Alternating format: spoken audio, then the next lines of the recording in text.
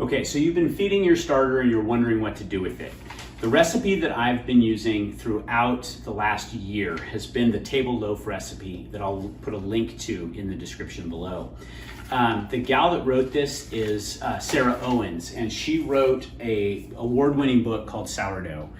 I bought this book because of the bread recipe that she posted online. There are so many good recipes in here, including one that we gave to friends at Christmas time that was a roasted squash cherry sourdough loaf. It was absolutely amazing. It's the whole reason for buying this book. The other source of information that has been amazing has been a class on leavens and starters that I took on Udemy. I'll put a link to the course below. If you're interested in going deeper in this, I highly recommend the course. Dragan and his wife are amazing instructors. They're also delightful to watch, and the whole course just changed the way that I do sourdough. So I cannot recommend it enough. What I learned from them is all of the controls that I'm going to be talking about as we go through and talk about how to do sourdough. The first step in making this loaf is to make a leaven, which is essentially just starter, flour, and water in a specific proportion that makes it more lively. The one in the recipe doesn't work for me and my flour and where I am in Texas. So what you need to do is figure it out for yourself. Start with what they have and then go on to what works for you.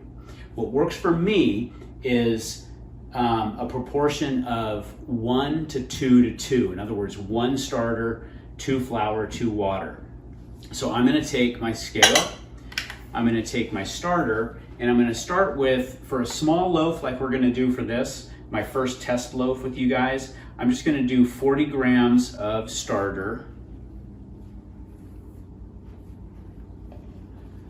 And then I'm going to do 80 grams of water.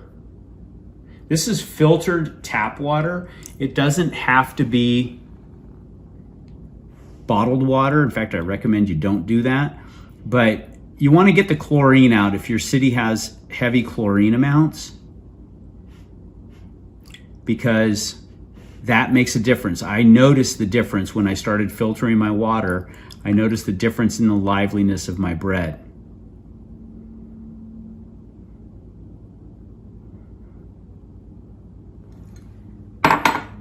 So now I'm just going to break up the starter.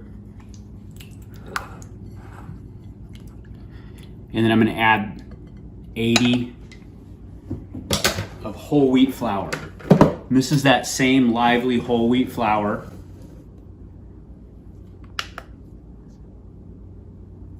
that I used before.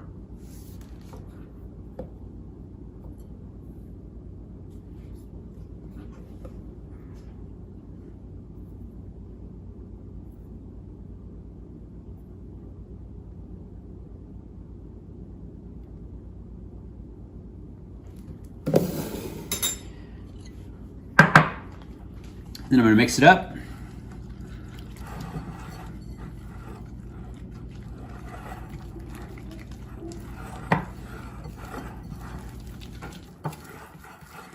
And I'm going to cover it. It's going to sit at room temperature until tomorrow. 8 to 12 hours really, but till tomorrow when we bake. And that's all there is to it for leaving. This is just, think of this as the starter for the loaf that we're going to make tomorrow.